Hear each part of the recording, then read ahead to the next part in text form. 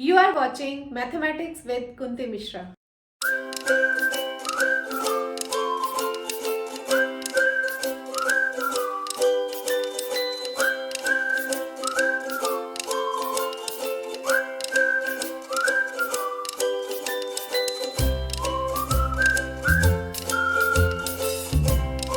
Hello students, तो आज हम बात करते हैं न्यूमेरिकल एनालिसिस पर।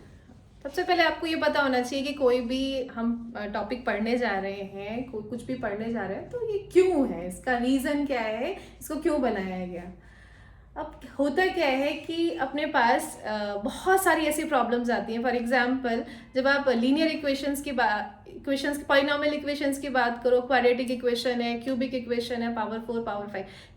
क्वाड्रेटिक इक्वेशन तो आप ऑलरेडी सॉल्व कर ही लेते हो आराम से, उसमें कोई प्रॉब्लम नहीं है। Cubic equation number of time solve कर पाते हो, नहीं कर पाते। जब इक्वेशन आपकी पावर 7 में है, या आपके पास में ट्रांसेंडेंटल इक्वेशन है जिसमें sine, cos, log, exponential involve है, तो इनका सोल्यूशन जो है एग्जैक्ट बहुत ही डिफिकल्ट है। और आई कैन से कि most of the cases it is impossible also. तो उन केसेस में क्या है, न्यूमेरिकल एनालिसिस आपका बहुत ज़्यादा हेल्प करता है। अब इस टाइप की इक्वेशंस अगर होती हैं, number of practical applications like car safety, biotech में बहुत सारी प्रॉब्लम्स में इस टाइप की इक्वेशन बन के आ जाती है जहाँ इनका सोल्यूशन की ज़रूरत है। तो न्यूमेरिकल एनालिसिस वहाँ आपकी हेल्प करता है। तो सॉल्यूशन ऑफ एल्जेब्राइक इक्वेशन और ट्रांसेंडेंटल इक्वेशन के लिए अपने पास में बहुत सारे मेथड्स अवेलेबल हैं। मैं यहाँ 3 मेथड डिस्कस करूँगी अपने लेक्चर्स में। तो आप प्लीज़ उसे देखिए और समझिए और ट्राई करिए उसको इम्प्लीमेंट करने की। उसके बाद अपने पास बहुत सारी साइमल्टेनियस डिफरेंशियल इक्वेशंस आती हैं, इंटीग्रल इक्वेशंस हैं, बहुत सारे डेफिनेट इंटीग्रल्स हैं जो अलग अलग टाइप के प्रैक्टिकल एस्पेक्ट्स में अकर होते हैं, और वहाँ हम सॉल्यूशन के लिए सर्च करते हैं व्हाट शुड वी डू। तो उस केसेस में न्यूमेरिकल एनालिसिस के कुछ मेथड्स आपकी बहुत ज़्यादा हेल्प कर सकते हैं। तो उन सब को हम डिस्कस करने वाले हैं। Today we are talking about one of the important topic of numerical analysis, that is solution of algebraic or transcendental equation of the type f of x is equal to 0. Algebraic equation means algebraic equation जिसमें आपकी आती है algebraic equations like powers of x, x square, x cube, इस type के जो power से मिलके जो फंक्शन बनता है that is called algebraic equation. और आपका ट्रांसेंडेंटल इक्वेशन जिसमें इन्वॉल्व होते हैं sine, cos, tan, e to the power x, log x and so on. ठीक है, दोनों ही टाइप के फंक्शन से मिलकर जो भी इक्वेशन बनती है उसको हम इन मेथड से सॉल्व कर सकते हैं। Like we have 3 methods we are going to discuss. Bisection method, number 2 regular falsy or false position method,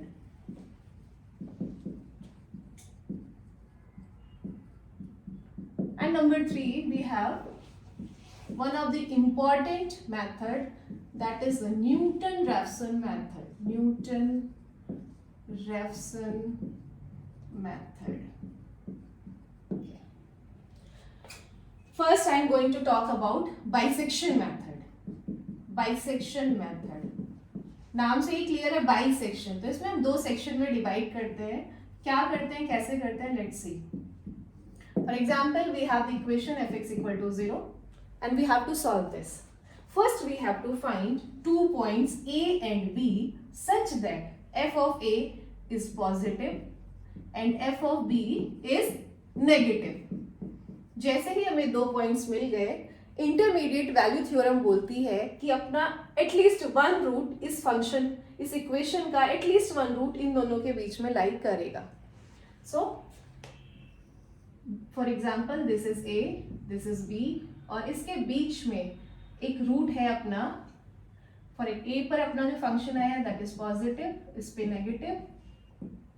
अब इसके बीच में जो रूट लाई कर रहा है, let it be bisection of these 2 points, that is a plus b by 2. अब this is not exact root, it is an approximate root. तो इस पर हम फंक्शन के वैल्यू फिर से फाइंड करते हैं। f of x1 it will be either positive or negative. अगर ये पॉजिटिव है अगर ये पॉजिटिव है तो जो अपना अगला रूट होगा according to intermediate value theorem, वो इन दोनों के बीच में तो नहीं हो सकता, एक पॉजिटिव और एक नेगेटिव के बीच में होगा। It means root will be in this interval only. तो अपना एक इंटरवल जो है a to b, जो इतना बड़ा इंटरवल था, अभी रिड्यूस होके यहाँ x1 और b के बीच में पहुंच गया है। ठीक, अब अपना इंटरवल क्या हो गया, रिड्यूस हो गया, हम रूट के पास पहुंच रहे हैं। ठीक, तो f of x1 either it will be positive or negative. Let it be positive. अगर ये नेगेटिव आता तो अपना ये वाला इंटरवल कैंसिल हो जाता है, क्योंकि नेगेटिव अगला रूट जो होगा अपना एक पॉजिटिव और एक नेगेटिव के बीच में ही होगा। ठीक, तो f of x1 is our first approximate root. Similarly, we find second approximate root x2. If fx1 is positive, तो अपना जो रूट है वो x1 और b के बीच में है, तो x2 will be x1 plus b by 2. This is our second approximation, and again we will find f of x2 and we'll check the sign, either it will be positive or negative, और according to intermediate value theorem next approximation में पता लगेगा कि किस interval के बीच में। ऐसे ही हम साइज को रिड्यूस करते जाते हैं और रूट के पास पहुंचते जाते हैं। अब द क्वेश्चन इज कि स्टॉप कहाँ करना है इसको, तो स्टॉपिंग क्राइटेरिया।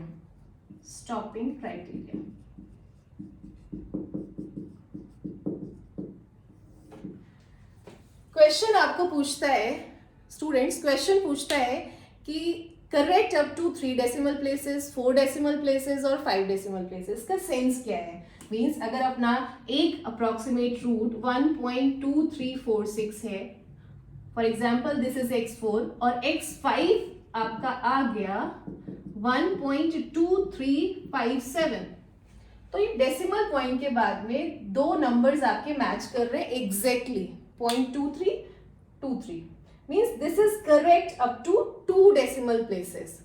ऐसे ही अगर आपको 3 डेसिमल प्लेसेस तक करना है तो you have to match 3 numbers after decimal points. ठीक है, तो स्टॉपिंग क्राइटेरिया एक तो ये हो सकता है, दूसरा आपका नंबर ऑफ इटरेशंस फिक्स हो सकते हैं, फॉर एग्जांपल 5 इटरेशंस और 6 इटरेशंस, जितना भी आपसे पूछा गया। ठीक, वहां पर आप ये स्टॉप कर देते हो। तो next we should take one numerical